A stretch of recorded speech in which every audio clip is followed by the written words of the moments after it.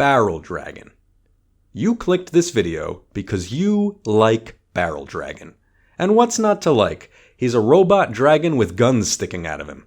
So simple, yet one of the most beloved and recognized duel monsters of all time, especially considering he's only used by minor antagonist Bandit Keith the K-Man Howard. Barrel Dragon has gotten a couple of retrains over the years, but imagine if the Yu-Gi-Oh! Trading card game had really given Barrel Dragon the attention it deserved.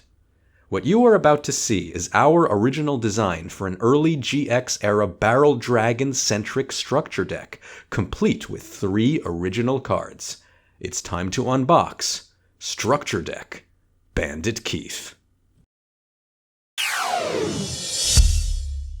We're going to model this deck after Structure Deck Marek, the only structure deck to mix powerful staples with a supporting character's signature cards. But while that came out in 2010, we'll stop our card pool around roughly Flaming Eternity, which introduced one of the early Barrel Dragon retrains. Of course, I'm talking about Gatling Dragon, which lets you flip 3 coins and pop a monster for each heads you get. It's a fusion of the one, the only Barrel Dragon, which also lets you flip 3 coins and pop a monster if you get at least 2 heads, and Blowback Dragon, which at level 6 and 2300 attack is kind of Barrel Dragon's D-Train. On the other hand, Blowback's effect is strictly better than Barrel's, letting you target any card, not just a monster. So we'll run 2 copies of Blowback, in addition to the 1 copy of Barrel. Keith is a known machine player, so we'll fill out the fusion deck with Labyrinth Tank, a machine fusion that uses the powerful machine monster Cannon Soldier as material, and Dark Balter the Terrible, which is summoned using Possessed Dark Soul,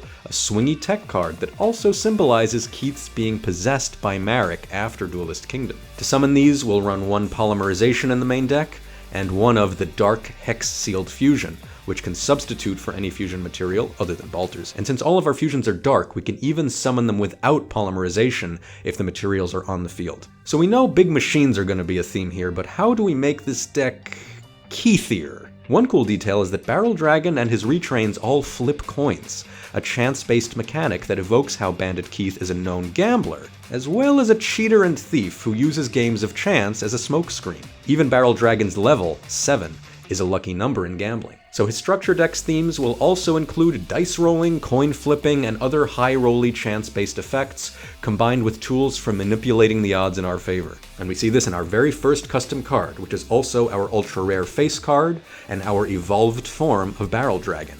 Meet Kickback Dragon. If you flipped 3 or more coins in 1 turn, you can special summon this monster from your hand with just 1 tribute, meaning you can go straight into this from Barrel, Blowback, or Gatling. Once per turn, Kickback lets you flip a coin for every coin you've flipped and every die you've rolled this turn, and draw a card for each heads. But if you flip straight heads or straight tails, you draw 0 and all of your monsters are destroyed. Whether it's reloading your hand or taking a fall, you will get a Kickback. But there are other ways to summon Kickback too, and the best one may be the worst card in the deck. Anyone remember Sand Gambler? He's basically Time Wizard, but he lets you flip 3 coins. A stronger card to up your coin flip count would be Sasuke Samurai No. 4, who auto-kills any monster it battles on a heads. And we have more RNG-based removal in our 2 copies of Roulette Barrel. If we can get a die roll result that matches a monster's level, it's out of here. But the high rollers will want to stick around for our second custom card, which is another retrain of one of Keith's signature monsters, Rigged Slot Machine.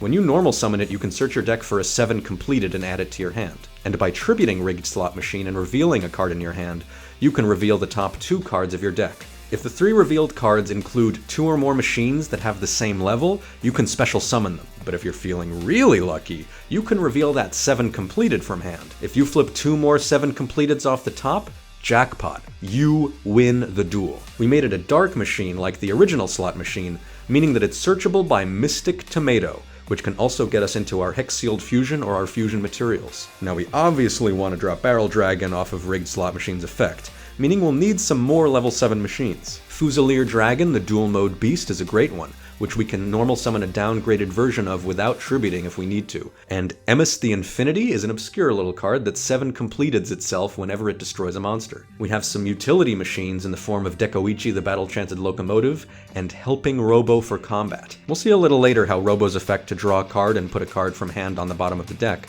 can in fact help us, but it's also a light, meaning we have just enough to run 1 copy of Chaos Sorcerer. Yeah, we're boomers, move along, nothing to see here. We'd be remiss to leave out the Bandit Keith flavor includes Mechanical Chaser, Machine King, and Launcher Spider, which is another level 7. Moving on to spells, you already know we're running that full playset of 7 completed. A classic Keith card, it's an equip that gives a machine either 700 attack or 700 defense. We're also packing 2 copies of Second Coin Toss. This lets us redo each of our coin tosses once, both making sure that our effects proc properly and increasing our number of tosses per turn for kickback, I think. That works, right? Judge? Reasoning makes the list as another form of in-game gambling that has a good chance of netting us a juicy special summon with all the different levels we're running. Limiter removal is a staple in any machine deck, and Brain Control will help us summon our tribute monsters, while, again, symbolizing what Marek did to the K-Man in the anime. And we wrap up the spells with 2 more staples, Heavy Storm and Lightning Vortex. Our trap lineup begins with our 3rd and final custom card, and it's so good it feels like cheating. When you activate Tricks Up My Sleeve, you get to put any number of cards from your hand on the bottom of your deck, then draw that many cards. Then, whenever you draw or reveal 1 or more cards from your deck, Tricks Up My Sleeve lets you look at the bottom 3 cards of your deck and choose 1 to put on top. In addition to general card selection, this helps us set up for Rigged Slot Machine and play mind games with Reasoning, all while letting us roleplay Bandit Keith smuggling outside cards into the game. Fairy Box should be able to blank most of our opponent's attacks alongside a second coin toss to fix things in our favor, and Rare Metalmorph is another Keith shoutout that can boost our machine's power and protect them from spells. Call of the Haunted lets us get our big clunky machines back from grave, and Secret Barrel is a strong burn card with the word barrel in its name? Why not? And our final trap may surprise you. Did you remember that Bandit Keith used Solemn Judgment in his duel against Yugi? Because he sure did. In real life, we had to wait a good 5 more years to see a Solemn reprint in a Structure Deck, but in the spirit of Structure Deck Marek's long-awaited Mirror Force reprint, this feels like a great fit. And there you have it. This is how we'd have built a Structure Deck that gave Barrel Dragon its due and brought Bandit Keith's playstyle to life. What other side characters should have gotten a Structure Deck? Let us know in the comments, and subscribe to Late Stage Yu-Gi-Oh! For more old school goodness.